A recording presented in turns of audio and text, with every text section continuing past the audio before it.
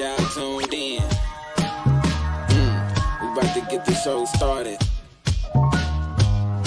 Yeah. Dr. Clyde winners. And Yoshi.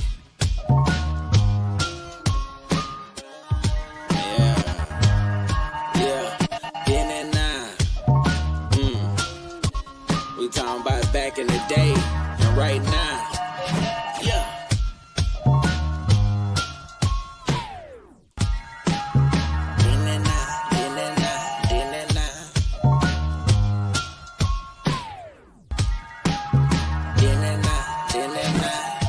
Now let's introduce Yoshima the Genius and Dr. Clyde Winters, the godfather of research.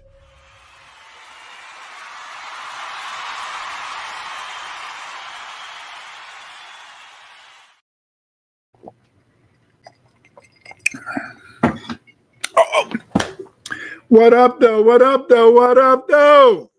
Hey, tonight we got another edition of Then and Now.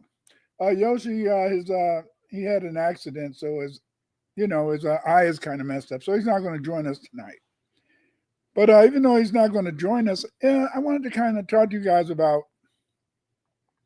an aspect of our history. As I always tell you, that much of our history has been hidden from us, or it's never really discussed in the right way. And what I mean by the right way is that it's rarely discussed in a way in which it really, shows how it affected us, or what we're going to learn from it.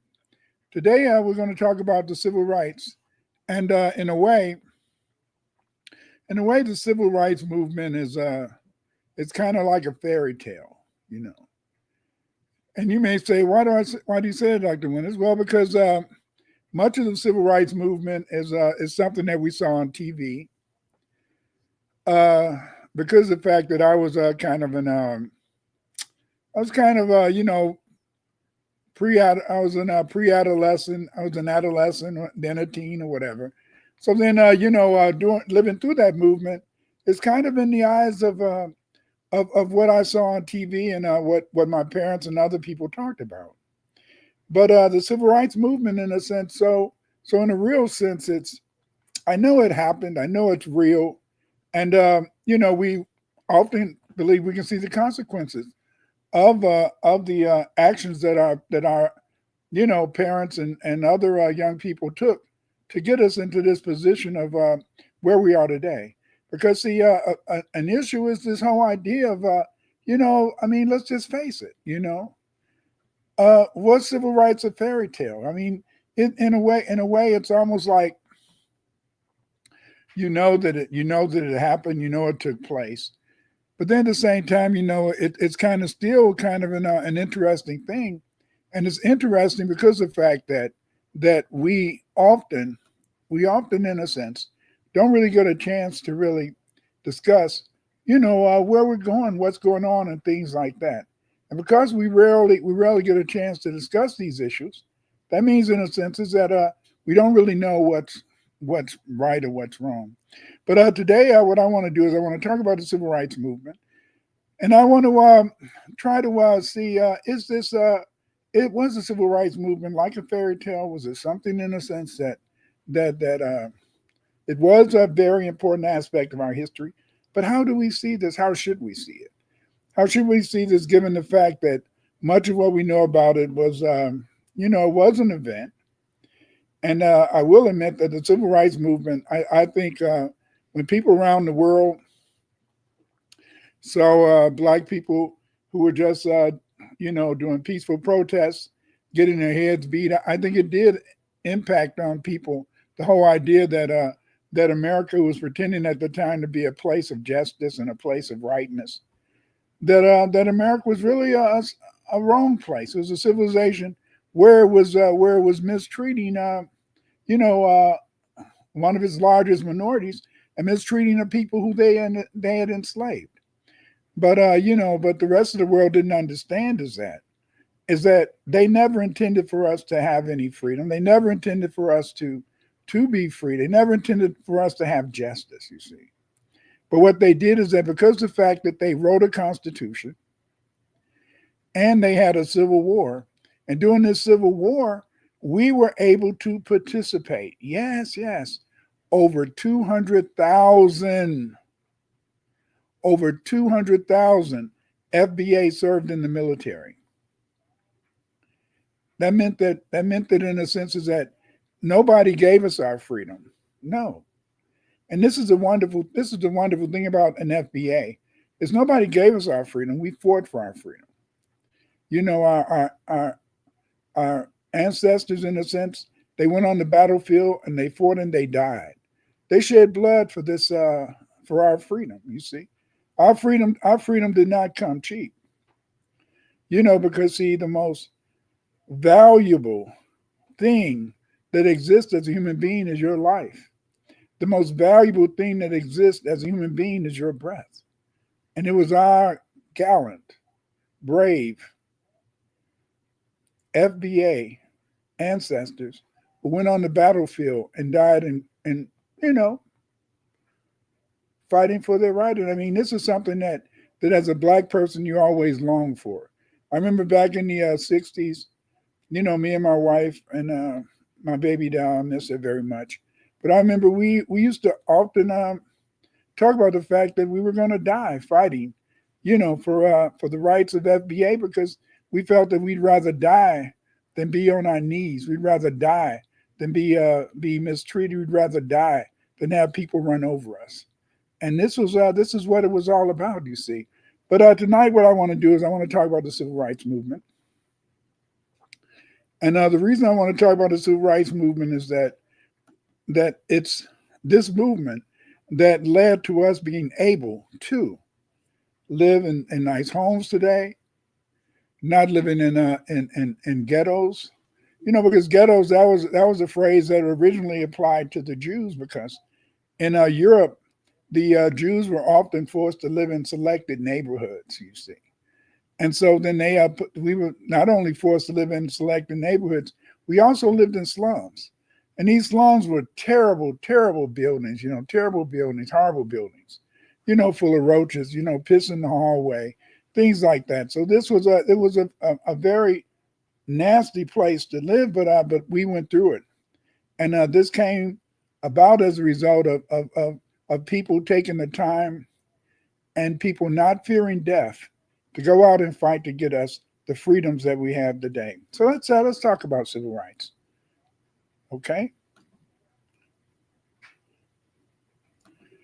Civil rights was like a fairy tale. Yes, it was like a fairy tale. The struggle for civil rights was like a fairy tale. Yes, in a fairy tale, you have your kings, your queens, your princes, and they're fighting to make everything relative. You see, this is what it's all about. Civil rights was like a fairy tale. A fairy tale is a children's story about magical and imaginary beings and lands.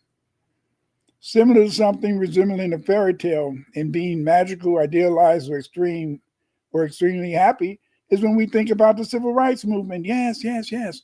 When we think about the civil rights movement, we think about it as a time that, yes, there were black people who are being beaten. There were black people being, in a sense, mistreated. But at the same time, many black people felt joy and elation by the fact that they were fighting for their rights. They were fighting for their freedom, you know. But also, and a fairy tale is a fabricated story, a special one intended to deceive. In a way, it has become that too. You see, because now you know when civil rights are put into the hands of Europeans, they try to make it appear that the only thing that Martin Luther King wanted for us was for us to get our freedom to live around them.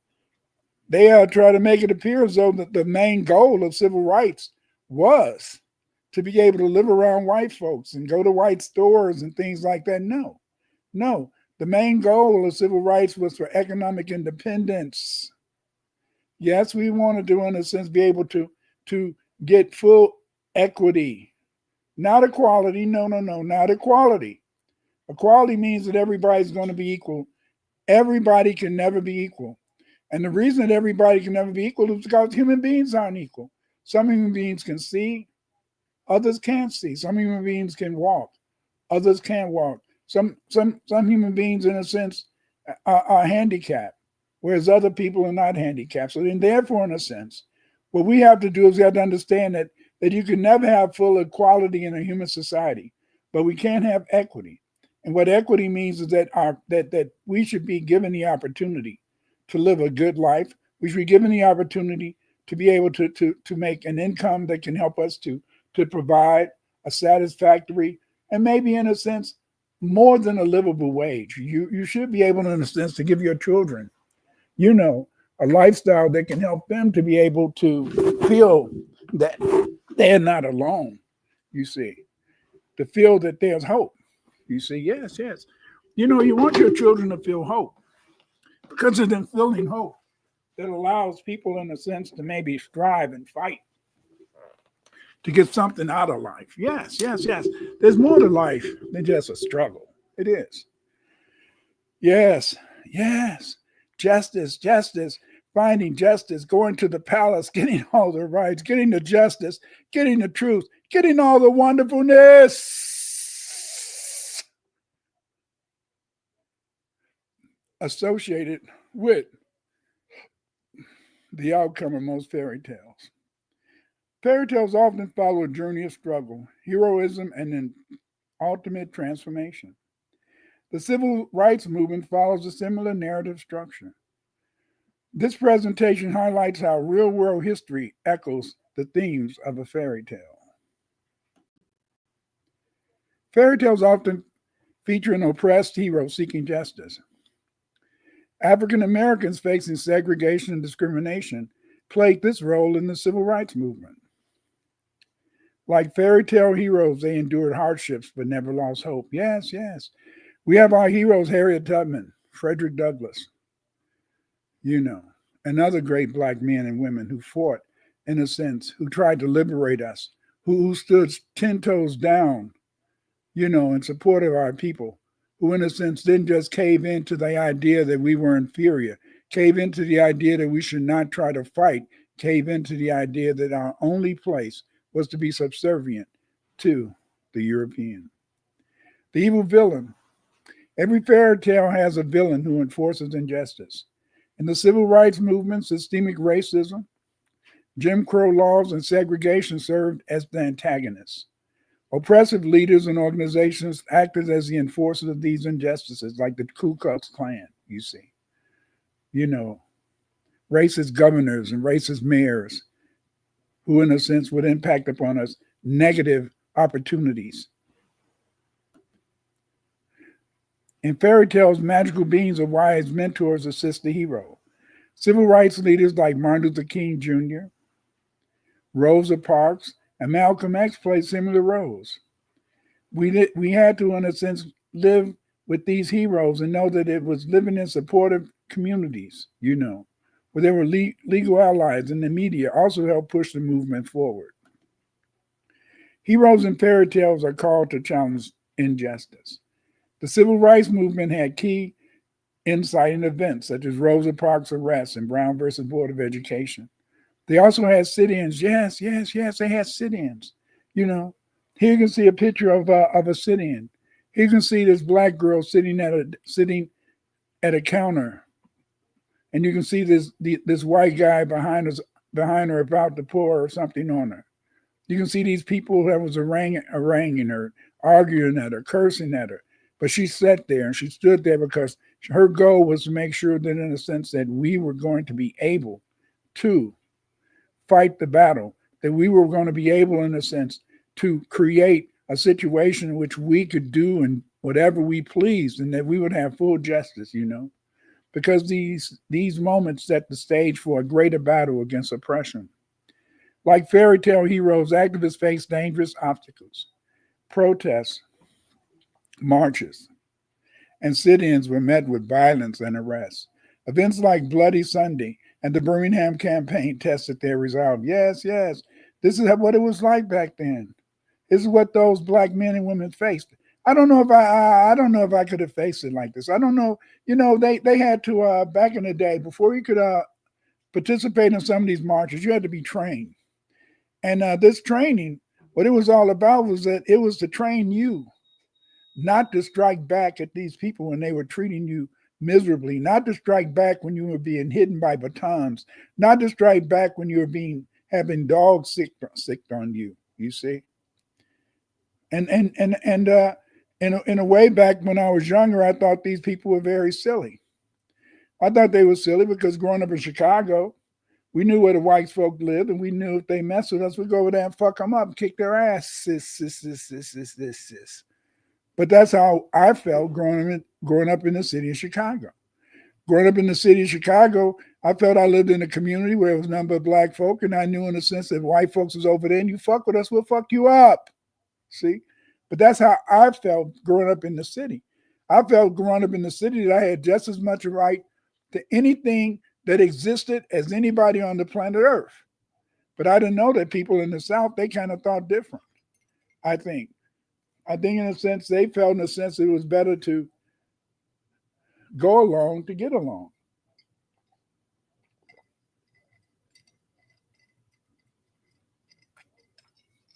Granted, it was easy for me to have those ideas because, I mean, hey, I'm living at home. My father got a job. My mother was there to feed us every day, and we always had something on the table. And if we didn't have something on the table, you could always make a butter sandwich. Yes, a butter sandwich, a sugar sandwich. Y'all don't know nothing about that. Get some sugar, put it between two slices of bread, and that was heaven. That was heaven. That was just one of those things. But I mean, it was these little things like that that made it very interesting at that time. Every fairy tale has a moment where all seems lost. The assassination of Martin Luther King Jr. and Malcolm X were devastating blows. The resistance from politicians and violent responses made progress seem impossible. Yes. It seemed impossible. It seemed as though, damn, every time that we had a brother stand up for us, like Malcolm X, who spoke the truth, that they were going to be gunned down, you see? When they gunned down, in a sense, Malcolm, Martin Luther King. But at the same time, growing up, I can tell you that even though it was the darkest hour, I can tell you that growing up in the city, growing up in Chicago, I mean, me and my wife and other people who were surrounding us as teenagers, we felt, damn, it was better to die. It was better to die than live in the ghetto. It was better to die than live in slums and live in raggedy communities and stuff. So a lot of people didn't mind that. And a lot of people didn't see death. And see, this is one of the mistakes that the white man made, is that he didn't understand that when you make people feel that death doesn't matter and that living is not that important, then you're making it so that people will do anything and suffer any consequence to get their freedom, you see? Because who was afraid to die? I wasn't. The triumph of good over evil. Heroes in fairy tales eventually overcome the villains. The Civil Rights Act of 1964 and the Voting Rights Act of 1965 marked major victories. Justice through hard-fought battles prevailed through legal and social change. Yes. Fighting. Believing in justice, believing in hope, believing in a sense that if we follow the ideals, if we follow the thoughts, if we follow the speeches, if we follow the messages that our leaders have given us, that there was nothing but hope. There was nothing but going to be success if only we fought back. Fairy tales often end with a happily ever after or a transformed kingdom. While racism did not disappear, segregation laws were dismantled. A new era of progress began, reshaping the social landscape of America. Yes. It was almost like a fairy tale, but it was a fairy tale in the sense that depended on us going to court and also fighting in the streets, you see. Some of the key court cases leading up to the civil rights of 1960s were Plessy versus Ferguson, 1896. This established a separate but equal doctrine, legalizing racial segregation. It justified segregation in public facilities, setting the stage for Jim Crow laws. This ruling remained in effect until it was overturned in 1954. Yes. See, this is the whole point. Is that just like today, we find that President Trump and some of these other conservatives are trying to turn back the clock, are trying to find a way, in a sense, to use the Civil Rights Act against us. In other words, in a sense, they're trying to say that if black people are given more benefits than white people, that's discrimination. And that's a bullshit. It's bullshit. It's bullshit. And yet they're able to do that because we've allowed other people to interpret the laws instead of getting our own damn lawyers. See, to interpret the laws. Those laws were made to give black people rights.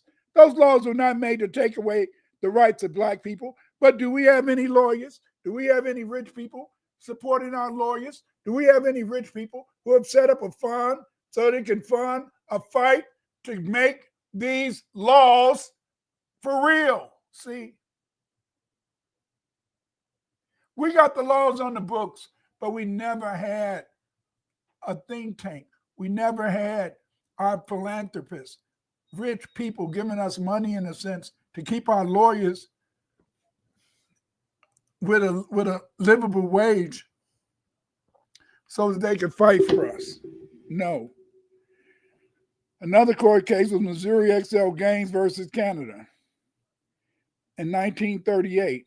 The court ruled that states providing educational facilities for white students must offer equal opportunities to black students.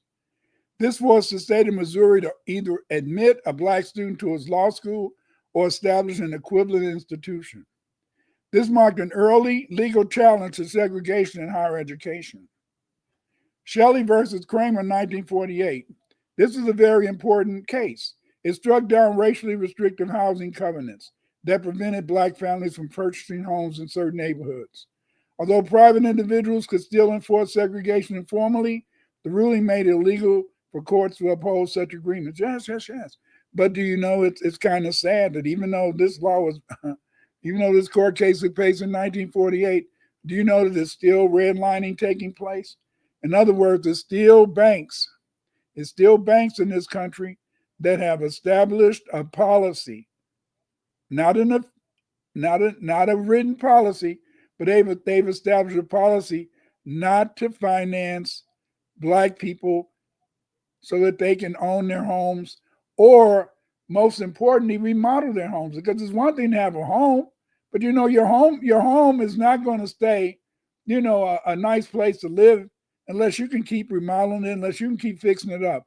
And when you find that banks won't lend you money to get the necessary fixes that your house need, it can be causing a great problem. And that's what we have today.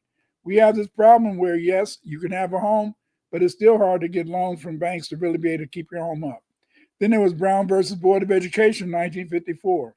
This was a very important case because it overturned Plessy versus Ferguson, declaring that separate but equal schools were unconstitutional.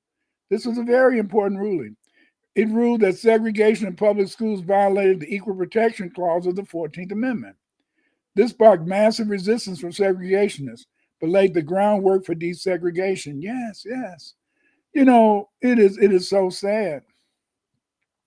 It is so sad. We first allowed the business community to take the 14th Amendment and start to give corporations a personality.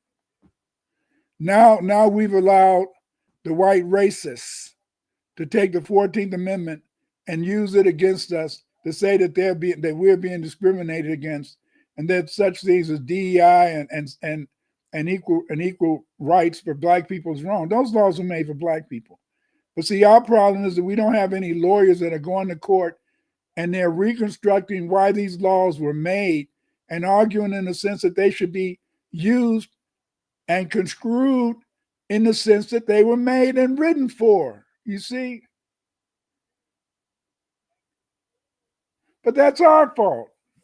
How's it our fault? It's our fault because we got millionaire black men and women, millionaires that won't dare, that because they got a little money, they won't dare support think tanks and support, in a sense, lawyers to fight for us to get our full rights and our full justice. That's the only thing that's been holding us back. See? What's been holding us back is not having the money and the resources, to use this Constitution and use these laws to get us the rights that we have worked hard to get. But we don't have lawyers to fight for that. We don't have philanthropists to give the money to lawyers so that they can fight for these things. You see? It is so amazing. But even without them giving the money, we're still fighting, some of us, and we're still obtaining some success. In Broader versus Gill, 1956, this declared bus segregation unconstitutional. It effectively ending the Montgomery's bus boycott. It reinforced that racial segregation in public transportation violated the 14th Amendment. You see how they kept going back to the 14th Amendment. And you see how we let white folks today take the 14th Amendment and misconstrue it and misuse it in the courts. It's all bullshit. It's all bullshit.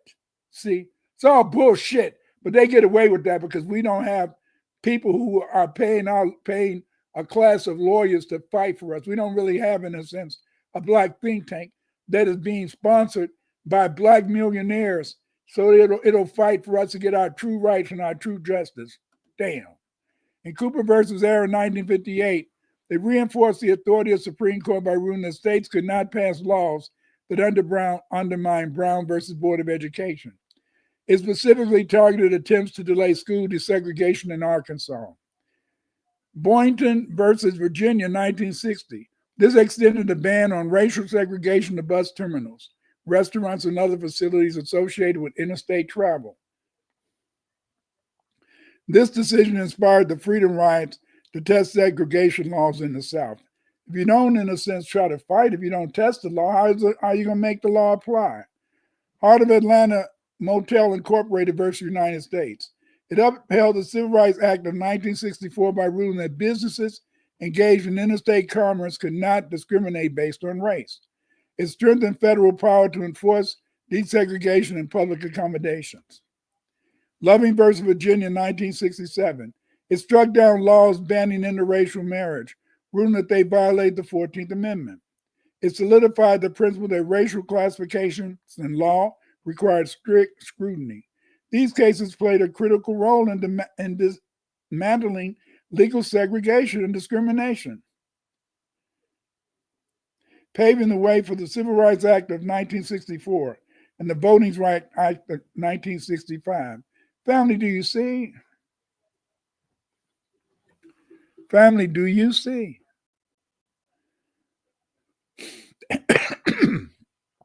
They call the 14th, 15th, and 16th Amendments the Black Constitution. But we're not really using that to our effective means. See? And the reason that we're not using that effectively is that we do not, and it's shameful. It is shameful. It is shameful that we have all these black millionaires. We have all this money. And yet we do not have any philanthropists who are supporting legal challenges to make sure that we get true justice and true equity. I didn't say equality, get true equity and opportunity in this land that we built.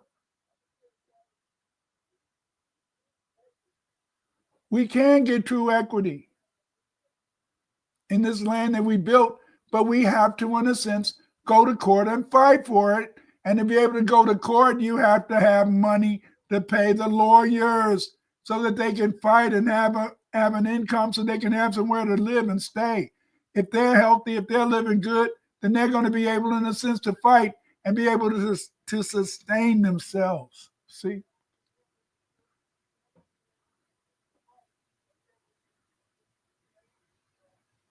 The money is out there. We got the rich people who can do that, but they don't have the cause. You got to want to do better for yourself. Fairy tales teach valuable lessons about justice, perseverance, and hope. The civil rights movement teaches that change is possible through unity and courage. The fight for equality continues just as fairy tale heroes inspire future generations. In conclusion, the civil rights movement mirrors the journey of a fairy tale hero overcoming great odds. Understanding history through this lens makes it more engaging and relatable. As a result, the struggle for justice is not a fantasy. It is an ongoing reality. Yes, It is an ongoing reality. You see, we have to make sure that we as people understand that we're here to fight. We're here in a sense to make sure that there's a future for us. You see, and there's a future for us, and it can be made brighter. And the way it can be made brighter is if we fight and take these laws. If we take, in a sense, the 14th, 15th, 16th Amendment and use these laws, in a sense, to really make this country ours. See, that is not to put the white man back. It's not to take white man's property, but it is, in a sense, for us to be able to get our rights and get real justice and get real equity. Equity, not equality. Nowhere on the planet Earth is everybody equal. Nowhere is everybody equal. But we should have equality. We should have the opportunity to be able to be given a good job, make money. Our children go to schools and our children are properly educated. See, all these things are within our reach. All these things we can do, you see. But what we had to do is we had to stop waiting for everybody else to do it, and we had to do it ourselves, you see. And we can do it ourselves. And the way we can do it ourselves is by stop waiting for other people to do it for us. You know, let's start to take the Black Constitution, the 14th, 15th, and 16th Amendment, and use these amendments to make this country treat us in the proper way. Use these amendments to make it so that we have true equity. See? You know, we got to stop this shit that's going on now. There's no way that they should be able, in a sense, to use the 14th Amendment to take away people's rights and get rid of DEI. But see, that was allowed to happen because we're waiting for somebody else. We're hoping that white folks are going to take up the mantle, that white folks are going to fight for you. White folks are not going to fight for you. White folks are not going to put themselves in a position where you're going to be able, in a sense, to be on an equal basis with them. That means that we're going to have to do this ourselves. And the only way we can do this ourselves is to support legal challenges, support challenges to make the Constitution whole and to make sure that the 14th, 15th, and 16th amendments are properly applied to us. And it's in that way that we can have truth. It's in that way that we can find justice, you see. Yes, the civil rights is like a fairy tale of the 20th century. But we have to stop this. We have to stop allowing it to be a fairy tale and to make it true history. And the way we make it true history is to stand on our grounds and to make sure that we do what's right. Thank you guys for joining us for another evening of Then and Now. See you next Sunday. Until then, take care. Yeah. Right now, it's time to wrap everything up, you dig? Yeah. I hope y'all enjoyed the show. Yo. And Dr. Clyde Winters, Then and Now. Yeah, I really appreciate everybody. All y'all support. Y'all like, subscribe, and share this. You dig it? Yo. You've been invited to the Then and Now. Yeah. I hope you enjoyed the Then and Now. Yeah. Dr. Clyde Winters in the Yoshima. Intro, outro to the Then and Now. We gon' see it, so have Then and Now. Yeah. Raise your head. Why put them down? B1 on that Then and Now. FB8 on that Then and Now. FBB on that Then and Now.